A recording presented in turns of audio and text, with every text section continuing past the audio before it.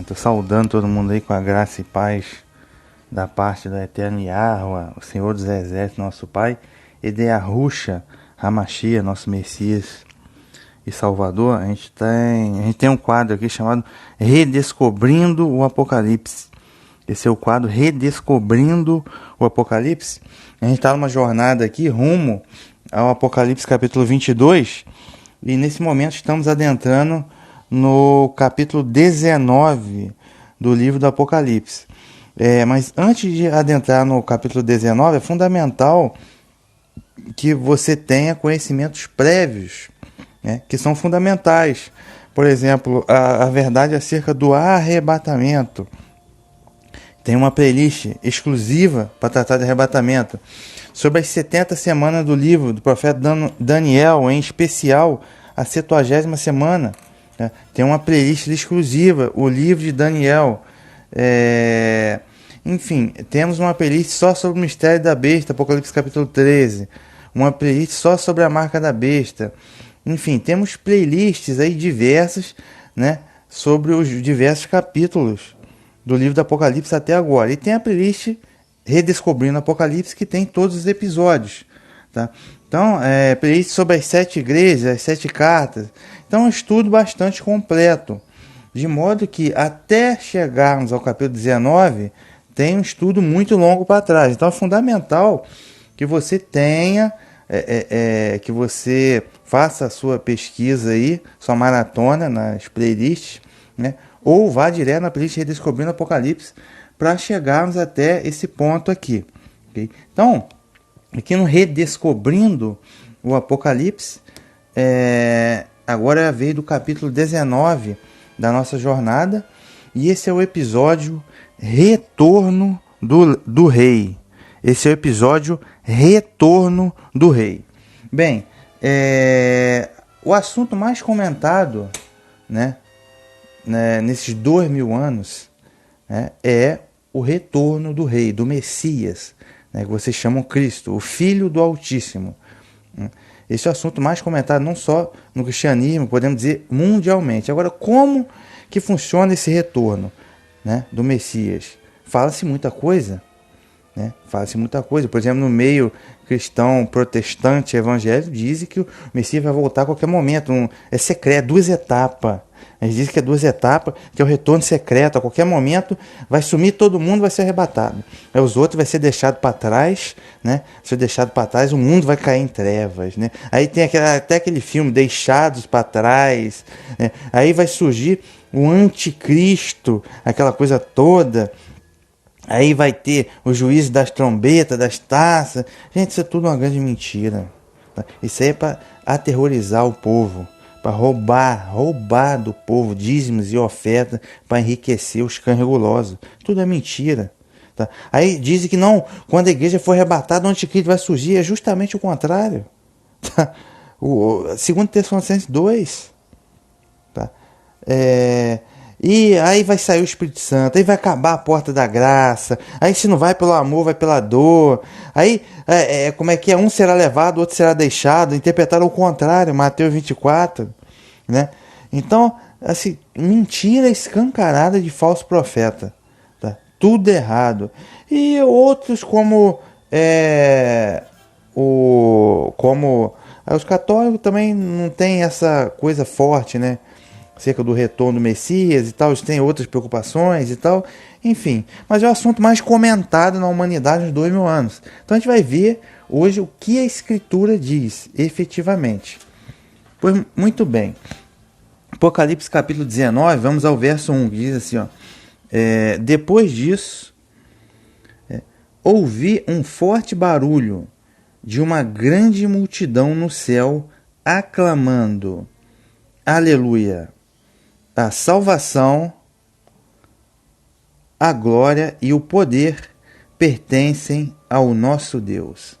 Repetindo, depois disso, ouvi um forte barulho de uma grande multidão no céu, aclamando, aleluia, a salvação, a glória e o poder pertencem ao nosso Deus. Veja bem, tudo isso aqui, o livro do Apocalipse inteiro, é dito com simbolismos espirituais, a gente tem que interpretar. Okay? A interpretação literal, ela não dá certo. É quem não tem competência e conhecimento. A forma mais fácil de você interpretar é a forma literal, né? Agora, quem não tem competência e não tem conhecimento e não busca estudar, interpreta de forma literal, porque você não precisa pensar para interpretar de forma literal. Mas tudo isso é simbólico. Então, quando ele diz uma grande multidão no céu, automaticamente o teólogo evangélico ele vai dizer, tá vendo? É a igreja arrebatada, né? É a igreja que foi arrebatada, lá no capítulo 2 e 3, né? E eles estão literalmente lá no céu. Isso não existe, tá? Por quê? O arrebatamento depende da ressurreição. 1 Tessalonicenses 4, 13 a 18 é o único parte da Bíblia que fala diretamente do arrebatamento. Considerando que a primeira ressurreição só acontece lá no início do capítulo 20 do Apocalipse, né? Logo depois do retorno do Messias visível e glorioso para destruir a besta e o falso profeta, ora, não existe ressurreição antes da primeira ressurreição, né? Senão não, a primeira ressurreição não seria a primeira, no capítulo 20. Tá? Então, não existe arrebatamento sem ressurreição antes, né? Então, ou seja, está fora de questão essa hipótese. Tá? Isso já está explicado, a verdade sobre o arrebatamento tem uma playlist específica para isso. Já está explicado. Então, agora a gente precisa entender quem é essa grande multidão no céu. Porque nós temos duas hipóteses. Vamos dar uma olhadinha no Apocalipse capítulo 7, verso 9 até o 17. Para a gente ter uma pista de quem é essa multidão aí. Apocalipse 7, verso 9 a 17. Diz assim, ó. Apocalipse capítulo 7 é os 144 mil, parte 1. Né? Ele diz assim, ó, depois disso, eu vi uma grande multidão, que ninguém podia contar. Gente de todas as nações, tribos, povos e línguas. Estavam todos de pé diante do trono e diante do Cordeiro. Vestiam vestes brancas e traziam palmas nas mãos. Em alta voz a multidão proclamava, a salvação pertence ao nosso Deus, que está sentado no trono, e ao Cordeiro. Então, aqui, ó, a segunda metade do capítulo 7, ele está vendo uma grande multidão. Né? Pessoas, né, todas as tribos, nações, estavam em pé diante do trono e diante do Cordeiro. Quem está sentado sobre o trono é o Pai, Yahweh, que foi apresentado no capítulo 4. E o Cordeiro, que pegou o livro da mão do Pai, é o Messias, né? O Cordeiro de Deus, foi apresentado no capítulo 5. Tá? Então, essa grande multidão aqui, né, vestia veste branca por causa da justiça, né, e proclamava, a salvação pertence ao nosso Deus. Tá? Então, aqui no Apocalipse 19, verso 1, a multidão também diz, a salvação, a glória e o poder pertencem ao nosso Deus. Então veja que tem uma similitude. Agora voltando aqui ao capítulo 7, né? Verso 11. Nessa hora, todos os anjos que estavam ao redor do trono, dos anciãos e dos 4 seres vivos, ajoelharam-se diante do trono para adorar a Deus e diziam, amém, o louvor, a glória, a sabedoria, a ação de graça, a honra, o poder, a força pertencem ao nosso Deus para sempre. Amém. Então, no capítulo 7 aqui, tem anjos, né? Anjos ao redor do trono. E os anciãos, 24 anciãos, que simboliza a totalidade do povo do Altíssimo. Isso já foi explicado no capítulo 4. Mas eles dizem que o teólogo evangélico diz, os 24 anciãos é a igreja arrebatada no céu. Pois é. Só que então, quem seria essa multidão aqui no capítulo 7? Que está lá na cena, também ao redor. Eles estão de pé, porque eles são justos.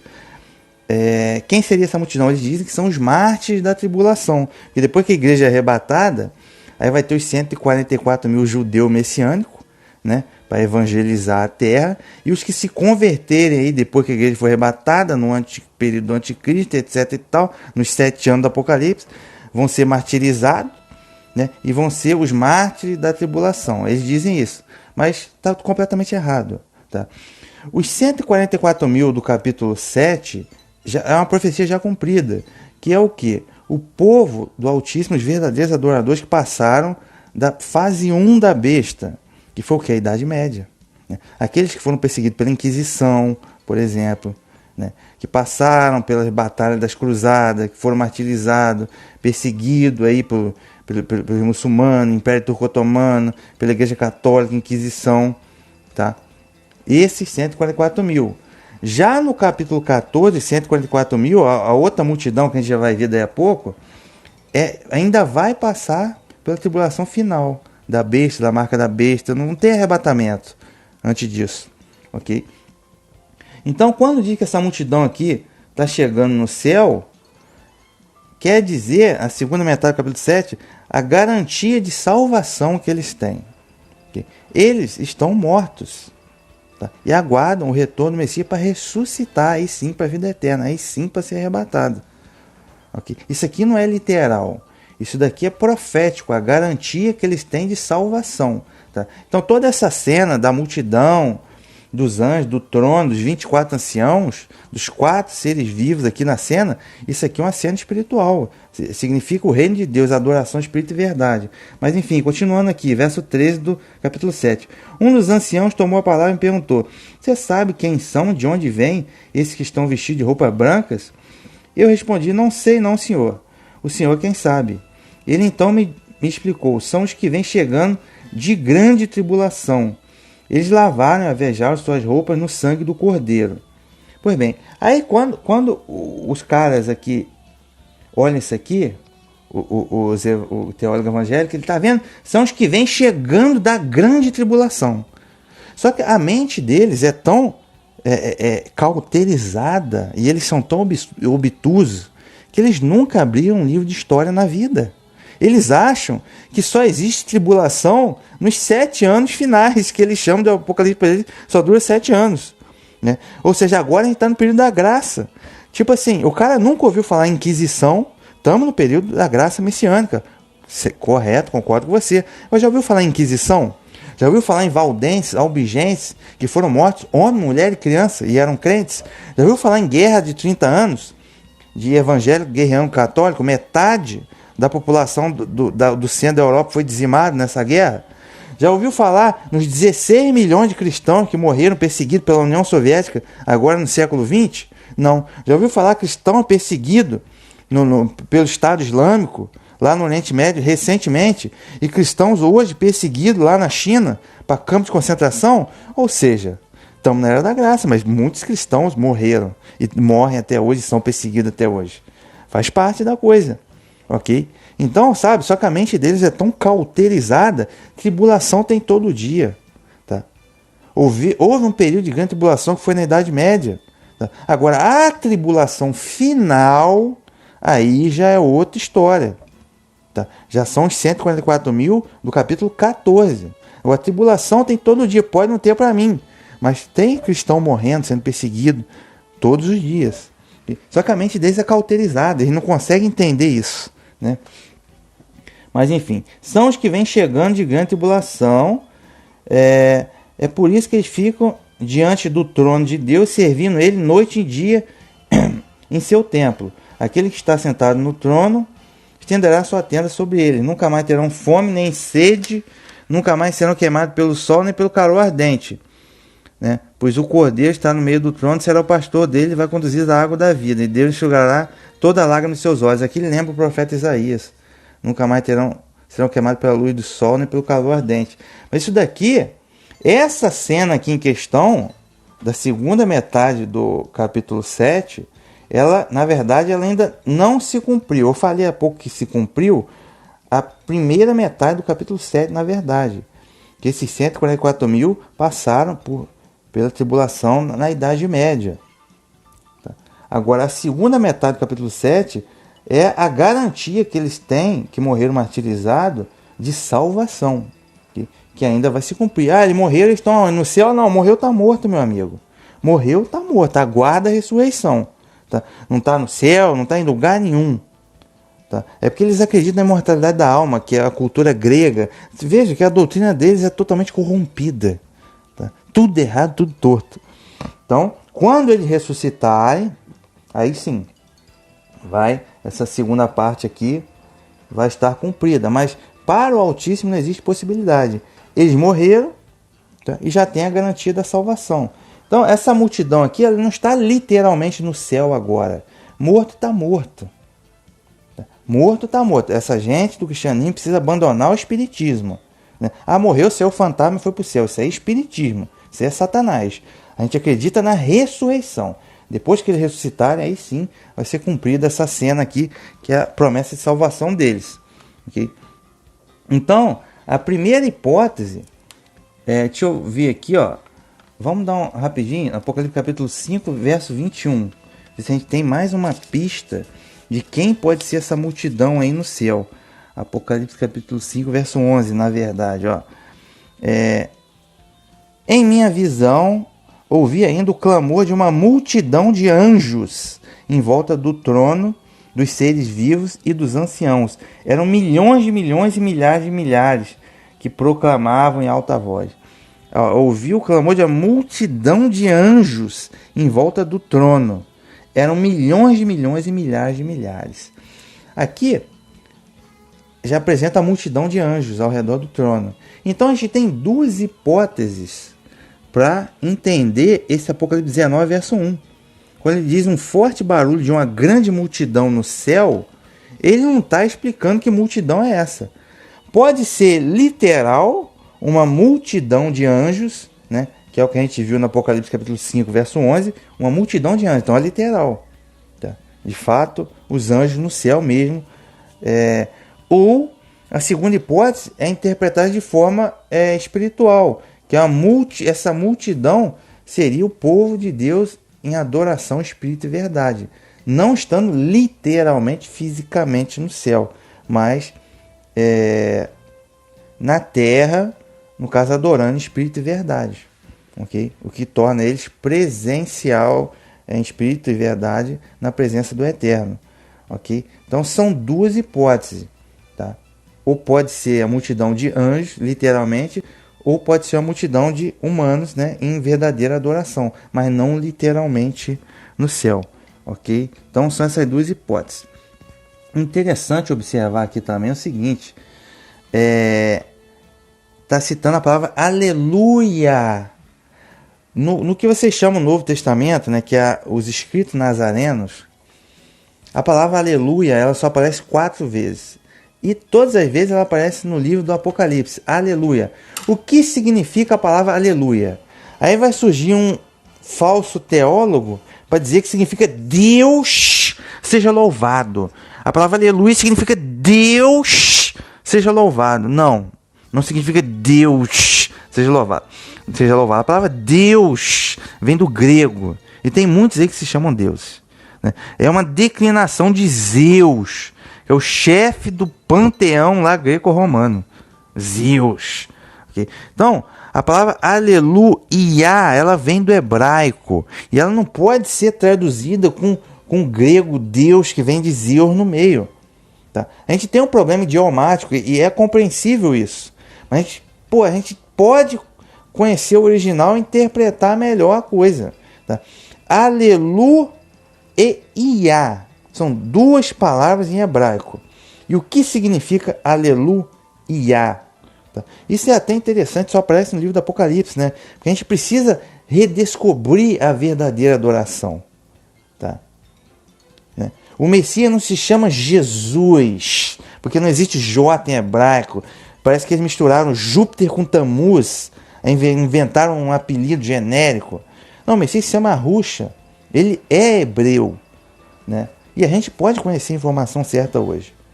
O Eterno Pai, ele não se chama Jeová, porque não existe J em hebraico, nem V no paleo hebraico. Não se chama Javé, porque não existe V nem J no paleo hebraico. Tá? Yahuwah, o Senhor dos Exércitos, bendito seja. A gente pode conhecer o certo hoje. Se a gente pode conhecer o certo, por que a gente não conserta? Porque religião é complicado. Então, aleluia. A palavra aleluia significa seja louvado. Tá? Louvar, seja louvado. E a palavra Iá é a abreviação do nome do Altíssimo. Yahuwah. Então, inevitavelmente, o nome do Altíssimo começa com Iá. Não é Jeová, não é Javé, não é tampouco Jesus. Tá? Então, aleluia, o Iá seja louvado. Quem que é o Iá? Yahuwah. Yahuwah seja louvado. Então não é Deus do panteão grego, da cultura grega pagã, não. Tá? Yahweh seja louvado, é o que significa a palavra aleluia. Né? Só que eles são tão apóstatas e ocultistas, Deus seja louvado. Não, Yahweh seja louvado. Por isso que tem o aleluia. Okay? É fundamental a gente entender isso, porque é verdadeira adoração. Tá? Isso é verdadeira adoração. A gente precisa conhecer as coisas. Pois bem, é fundamental essa palavra aleluia. Yahweh seja louvado. Aí, a salvação está dizendo, né? A salvação, a glória e o poder pertencem ao nosso Deus. Verso 2 do Apocalipse 19, continuando. Ó. Porque seus julgamentos são verdadeiros e justos. Sim, Deus julgou a grande prostituta que corrompeu a terra com a sua prostituição e vingou nela o sangue de seus servos. Porque os seus julgamentos são verdadeiros e justos. Sim, Deus julgou a grande prostituta. Quem é a grande prostituta? É aquela que foi julgada e destruída completamente no capítulo 18, que é o que? A Grande Babilônia, o império mundial de falsa religião. Já falei, 99% da religião mundial é lixo, tá? É coisa de Satanás e dos anjos caídos. Precisa ser destruído, tem que ser destruído e vai ser destruído. Tá? A gente precisa conhecer a verdadeira adoração. Como eu falei, aleluia, Yahweh seja louvado. Você precisa conhecer a verdadeira adoração. Então, o que está reinando hoje na mente das pessoas, 99% é a Grande Babilônia. Eu acabei de citar agora a imortalidade da alma. Esse é espiritismo. Isso é doutrina espírita, satânica. Né? Gnosticismo. Tá? Isso é satânico, precisa ser destruído.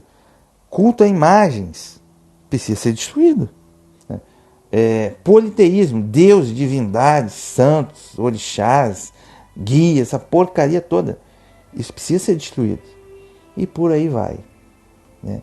Várias falsas doutrinas, trindade, a feitiçaria, bruxaria, ocultismo. Precisa ser tudo completo. Esoterismo, misticismo, espiritismo, toda reencarnação. Isso precisa, tudo coisa do demônio, Babilônia. Precisa ser completamente destruído. Mas precisa entender a verdadeira adoração, o evangelho da salvação do Messias, tá? E a Torá, que é a instrução do eterno mandamento. Ponto. Ok? A gente precisa... Então aqui, nesse momento, já está havendo uma comemoração. A essa altura do campeonato, Babilônia já foi destruída. Julgou a grande prostituta que corrompeu a terra com a sua prostituição e vingou nela o sangue dos seus servos. Né? Então, quando diz que corrompeu a terra com a sua prostituição, que prostituição é essa? É a prostituição espiritual. É tudo isso que eu já citei. E tudo isso, bruxaria, espiritismo, isso tudo acaba. Como as pessoas não conhecem a Torá e o Evangelho, aí começa a partir para o adultério, para o roubo, para a mentira, para a prostituição, para a imoralidade sexual e por aí vai. Tá? Mas tudo tem a fundamentação espiritual. Tudo tem um fundamento espiritual na coisa. Então, essa prostituição aqui é muito mais do que a imoralidade sexual, mas é a prostituição espiritual, idolatria e falsa adoração. E vingou nela o sangue dos seus servos. Então não pense você, meu amigo, que os servos do Altíssimo, os filhos do Altíssimo que já morreram nesses 2000 anos, e antes disso, os profetas, né, aqueles que não cultuaram Baal, foram perseguidos, mortos, excluídos da sociedade até hoje, e até o final, que vão passar pela tribulação final da besta, que são os 144 mil do Apocalipse 14, né? Tu não pense que o Eterno esqueceu. Que isso não cai em esquecimento para o Eterno. Só que o Eterno vai vingar o sangue dos seus servos. Okay? E vai dar para eles a recompensa, o galardão, que é a vida eterna. Okay? Porque não existe possibilidade com o Eterno. O que ele promete é certo. Okay? Então é isso. Então, não pense que está esquecido. E que vai ficar por isso mesmo. Não vai ficar por isso mesmo. Ok? Vamos dar uma olhada aqui, ó, para a gente entender, só para recapitular um pouco dessa grande prostituta aqui. Apocalipse 18, verso 24, diz assim, ó: e nela, na prostituta, na Babilônia, nela foi encontrado o sangue dos profetas e santos e de todos que foram imolados sobre a terra. É o que eu falei, né?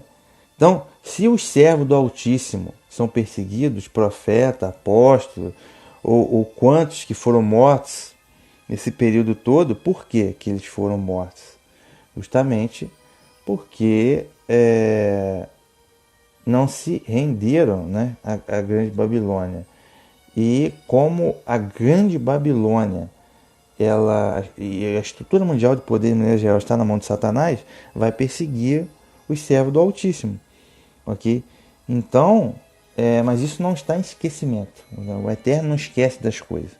Tá? Então o Eterno vai promover a vingança, né, e estabelecer o juízo em cima da grande Babilônia. Apocalipse 17, verso 4 a 6. Deixa eu ver aqui, ó. 17, ó.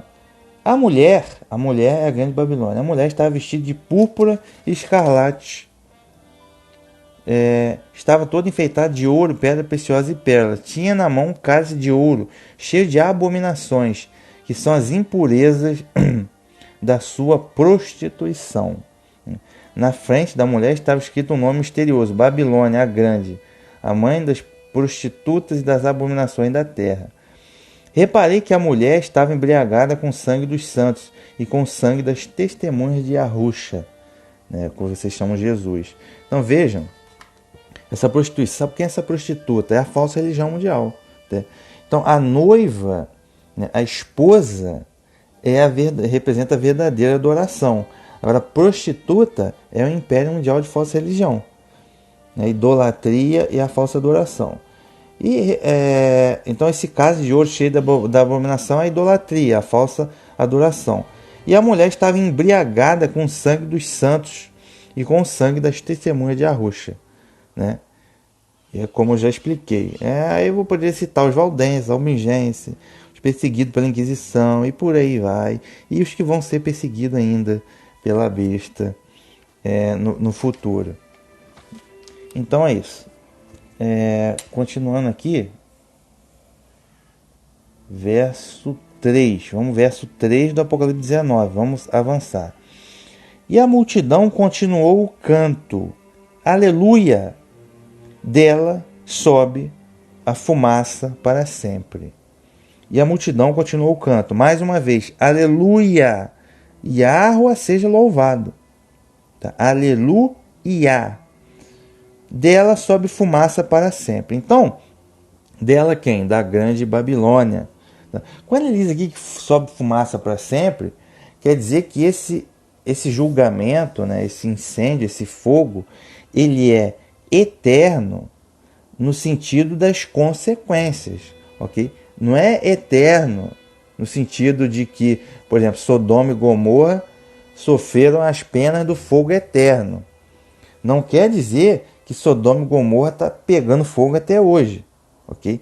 Você precisa entender a palavra aqui do grego. Eterno é que foi fogo, não tem volta, ou seja, foi completamente destruído e não tem volta. Para a gente entender melhor, vamos lá em próprio Judas, capítulo 1, Judas verso 7, né? Vou achar aqui o Judas verso 7, só um momento. Judas verso 7 diz assim: assim como Sodoma e Gomorra e as cidades circunvizinhas que, havendo se corrompido como aqueles e ido após outra carne, foram postas por exemplo, sofrendo a pena do fogo eterno. Então aqui ele está dizendo que Sodoma e Gomorra sofreu a pena do fogo eterno. Quer dizer que não está pegando fogo até hoje, é óbvio, mas sim que foi um castigo, extermínio sem volta. Isaías 34, verso 10. Deixa eu achar aqui. Isaías 34, verso 10 diz assim, ó: nem de dia nem de noite se apagará, para sempre o seu fumo subirá, de geração em geração será assolada, de século em século ninguém passará por ela. Ele fez uma profecia aqui em relação a Edom, né? Edom eram os inimigos, né, de Israel. Edom é descendente de Esaú, inclusive Edom significa vermelho, né, que é a mesma cor da besta e da prostituta escarlate. Está dizendo aqui, ó, nem de dia nem de noite se apagará, para sempre o seu fumo subirá. Edom foi um povo que foi destruído. Tá? Então, é lógico que isso é que significa o fogo e fumo, para sempre o seu fumo subirá, não quer dizer que está pegando fogo até hoje Edom, mas que foi destruído perpetuamente, não teve volta. É isso que significa. Inclusive, quando ele diz aqui, é até engraçado, né? A turma do espiritismo, né? Que no caso eles dizem que são teólogos evangélicos, mas eles são espíritas na verdade. Não, aí que tu começa a tocar o terror no povo, não, que você vai para o inferno, e que lá no inferno você vai pegar fogo trilhões de anos. Deus vai te dar um corpo indestrutível e você vai ficar pegando fogo trilhões de anos para sempre, trilhões e trilhões de anos. Gente, por favor, o Eterno não vai fazer uma coisa dessa, isso é uma covardia. Né? Se a criatura viveu 70 anos fazendo maldade, ele vai pagar trilhões e trilhões de anos para sempre pegando fogo no inferno? Por favor, né? Isso não é proporcional. A pessoa vai ter uma pena proporcional às suas obras. Okay? Então, quando diz que o inferno, que na verdade é o lago de fogo, é eterno nas consequências. Okay? O Criador dos céus e da terra não vai fazer uma covardia dessa, ficar torturando bilhões de anos um ser. É porque eles são espíritas, na verdade. Eles acreditam na imortalidade da alma. Entendeu? Somente o Eterno é imortal. Ele dá a imortalidade para quem ele quiser. Ok? Então, ou seja, isso é o mais puro espiritismo. Eles dizem que são evangélicos, são espíritas na verdade. Ok? É eterno nas consequências. Não é eterno na duração. Mas enfim. Então, ou seja, esse verso 3 do Apocalipse 19 quer dizer que tal qual Sodoma e Gomorra, tal qual Edom, a Babilônia, o Império Mundial de falsa religião vai ser destruído completamente. Ok? Não tem volta.